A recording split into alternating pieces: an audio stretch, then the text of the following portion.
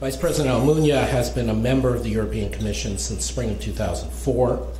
He had previously stood for Prime Minister as the Socialist candidate in 2000 in his native Spain, leader of his party. He's been Minister of Public Administration, Minister of Employment and Social Security in Spain. He has been founded a think tank in Spain. We always like people who believe in think tanks. The Laboratorio de Alternativas, please forgive my pronunciation. And he has studied at a number of distinguished places in Madrid, in Bilbao, in Paris, and even at the Kennedy School. So he gets around.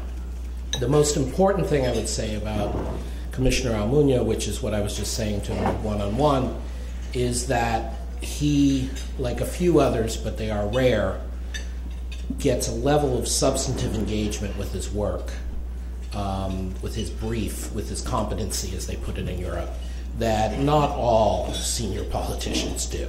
In fact, very few. We worked with him extensively when he was Commissioner for Economic and Monetary Affairs, including when the Institute did a bunch of studies on the Euro's global role. And we are very excited to have him with us today to talk about banking reform in Europe, cross-border banking issues, the single supervisory mechanism.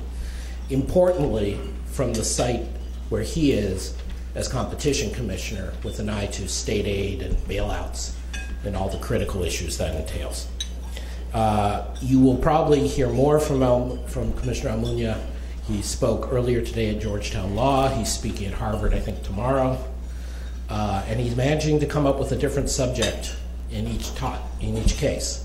So this is a man of many dimensions. But let's focus today on banking reform and financial regulation in Europe and its implications for the transatlantic relationship. I give you Commissioner Almunia.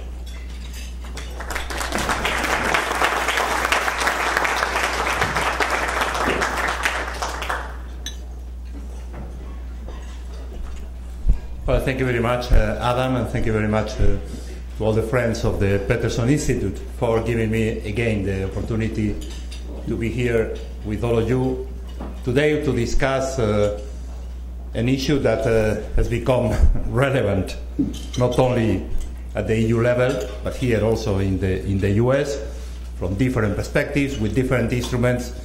But since the beginning of the financial crisis, the way to tackle banks in distress, the way we can rescue and restructure banks to bring them again to the markets without further public support, with a viable business model, thinking in what is the adequate burden sharing of those who have to contribute to finance this restructuring. This has become a very relevant issue. But as it happens with other areas of the European toolbox, we were not fully equipped at the beginning of the crisis to deal with all these big challenges. I remember very well, at that time I was in economic and monetary affairs, so following the same reality from a different perspective, but I remember very well a meeting in the morning, one day of October 28, 2008, when my friend and colleague Nelly Cruz, at that time responsible for competition, called me early in the morning telling me, Joaquin, are you aware what happens with the Irish banking system? It's falling down, and at 3 o'clock in the morning or 4 o'clock in the morning, the Irish authorities, the Irish government, had declared a blanket guarantee for all the banks, because if not, they said the banking system will fall down immediately. And this represented a huge challenge for Ireland, but of course a huge challenge for all the other banks in the European Union, because blanket guarantee, state guarantee for the banks of one part of our internal market and one part of the euro area will imply risks of serious distortions throughout Europe and serious problems for many other banks. The British authorities immediately showed their deep concern. The Germans declared the full guarantee for all their banks. And the question was, among many other questions at that time, well, what are the instruments we have in Europe to deal with these big challenges, and how we can deal with very acute problems in one bank or in group of banks in one particular country without eliminating all kinds of integration levels that we reached in the past, because the use of public money in Europe for that purposes means the use of national money. And this will immediately trigger the recreation of internal barriers, the fragmentation of the financial markets, and a serious backward evolution to the degrees of our integration, and not only financial integration, also economic and even monetary integration as the last risk. So the only tool available at that time was state aid control. That is a very particular instrument that we have in Europe, because the particularities of our integration, we are creating an internal market, but the financial means to support the economy, both for the fiscal policy side, or for the industrial policy, or for the sectoral policies that you can imagine, continues to be national. EU budget is a very small one, and half of the budget is allocated for the agricultural sector, almost half of the budget. The share is being reduced, but this is still near 40%. The other 40% is structural policies or regional policies to reduce inequalities within our territory, to help the less advanced countries, and no other kind of instruments in the EU budget. So all the resources were national. We need state aid control, and this exists since the beginning of the EU, but the instruments of the state aid control available in October 2008 were not at the level of the challenge that we had to face since day number 1 of that month. So immediately the Commission worked together in dialogue with Member States, of course, and with the European Central Bank to adapt our framework for the state aid control to the banking sector, because of the challenges emerged since the beginning of the crisis. We have now this framework in place since end of 2008, beginning of 2009, to deal with the way public money can be used in a compatible way with our rules for banks restructuring, for public recapitalizations, for treatment of impaired assets, for liquidity lines, and so on and so forth.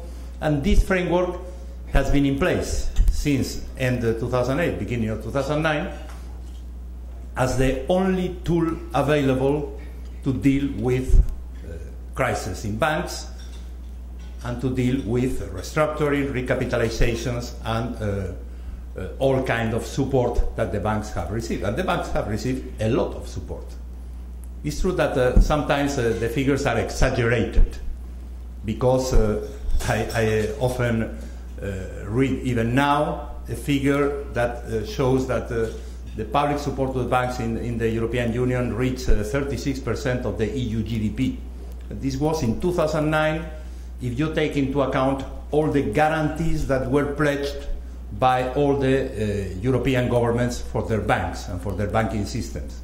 If you look at the figures released by Eurostat, this peak of 36% of GDP has decreased, because from 2010 onwards, the pledge of national state guarantees for banks is being reduced. Some member states, and not the smaller ones, had discontinued the state guarantees schemes, so now the taxpayers' money at risk through a state guarantee has diminished. But in any case, if you take into account how much money has been channeled to the banking system for public recapitalizations, for treatment of impaired assets, for liquidity lines, and so on, and how much of this money, or what is the share of this money that has been crystallized as losses through the public deficits of the last 4 or 5 years, you will see that the figure is not close to this 30% at all. It's something like 3-4 points of GDP, but it's a huge amount of money, this. So what we did since that moment until June 2012, when the banking union project was decided and offered by the head of state and government, we have been analyzing national schemes, state guarantees or liquidity lines or whatever, and individual cases of restructuring plans or resolution plans of individual banks. And since then until now, we have adopted something like 67 or 68 individual decisions for banks. In more than 20 cases have been resolution plans, winding down plans, in some cases pure liquidation of the bank. In the other 40-something cases are restructuring plans that we have analyzed. We have discussed with the national authorities the business model of every bank until we were not convinced that this business model was a viable one. We have not cleared the restructuring plan. We have discussed the burden sharing.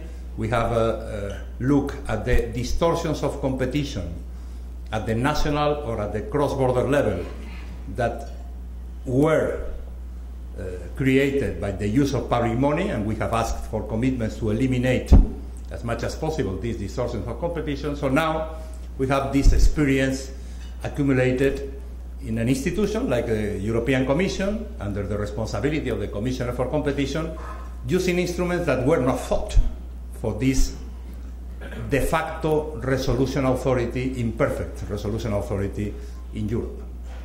At the national level, some very few member states had or have created since then their own national resolution authorities, in some cases with the adequate funding, in some other cases the authority is there but the funds are not. And we have been learning by doing. We have intensified our work in the cases of countries under financial assistance programs, in the euro area in particular, looking at the banking system as a whole. In Ireland, in Portugal, a good deal of the banking system, not 100%, but almost all the Portuguese-owned banks are negotiating or have negotiated with us restructuring plans in exchange of the public recapitalization and the public support. In Greece, practically all the banking system has been analyzed and is being analyzed right now by us. In Cyprus, of course. In Spain, through a different instrument, a memorandum of understanding that channeled funds from the European Stability Mechanism to the 25% of the banking system in Spain that required public support to be recapitalized after the stress tests that were carried out in Spain. And on top of this, we continue with some other individual cases or monitoring the restructuring plans that were adopted from 2008 until 2013, or still negotiating some individual plans. For instance, one case of a negotiation right now is Monte dei Paschi di Siena in Italy.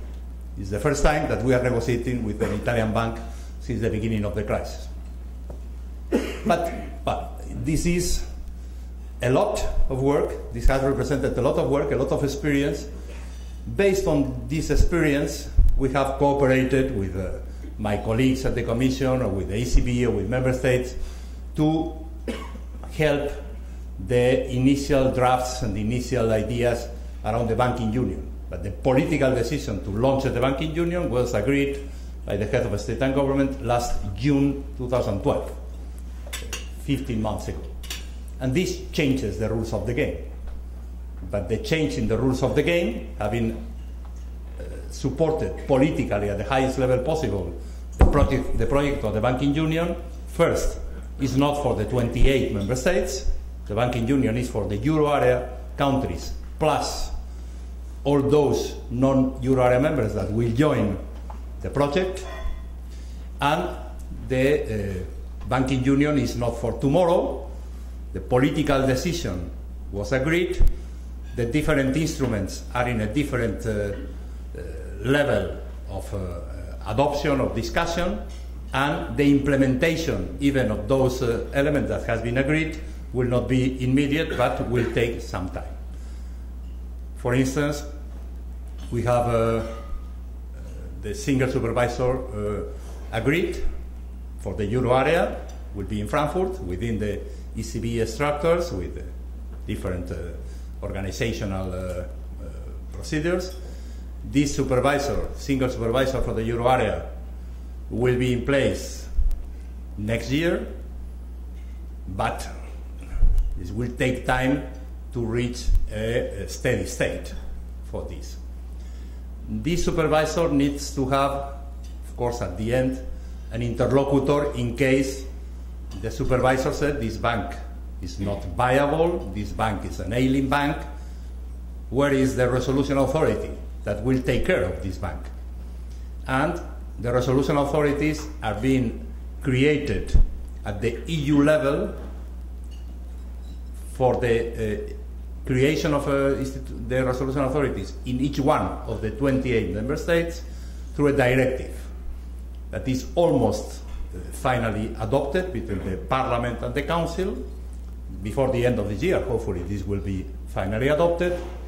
By a directive in Europe needs to be integrated at the national level by national laws, so this will take some time after the final adoption at the EU level.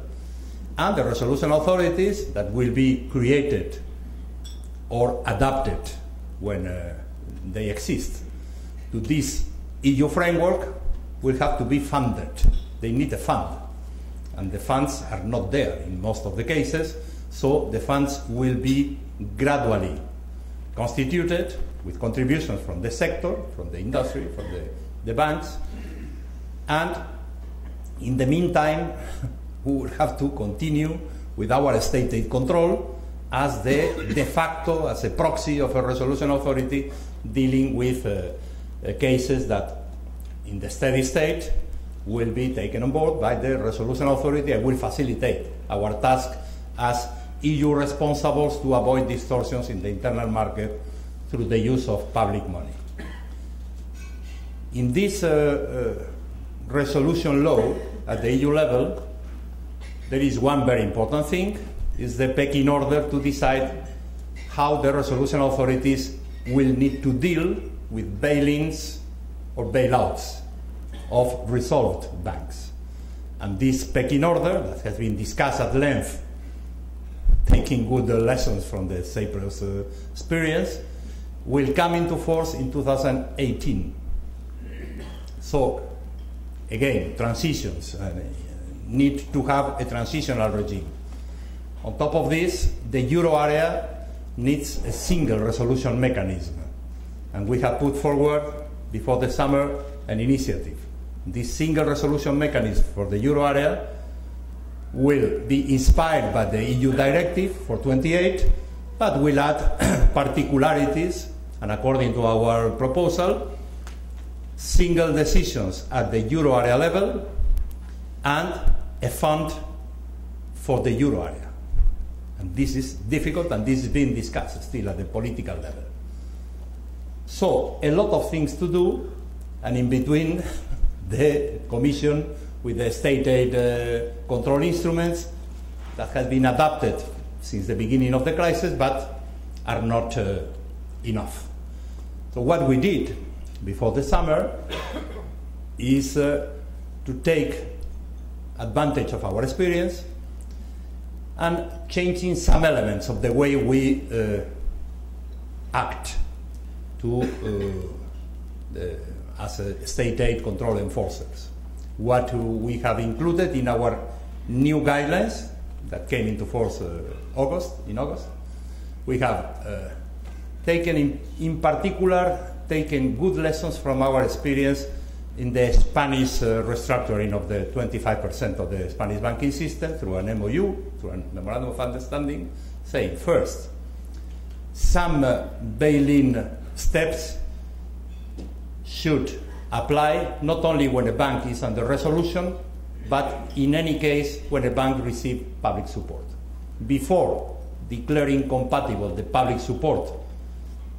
From the EU point of view, we asked the banks, as it was the case in Spain or in the Dutch case of SNS Real or in some other cases, the contribution of shareholders to finance the restructuring plan, of hybrid assets, hybrid products holders, and junior debt holders, subordinated debt holders. We ask them to contribute through a liability management exercise to finance the restructuring. And only when this contribution has taken place, we will consider how we accept the compatibility of public support given by a member state to a bank that is not necessarily under resolution, but a bank that, for instance, in the exercise that will take place in the next year, they will not be able to comply with the new requirements for recapitalization of banks after the new stress test that will take place next year.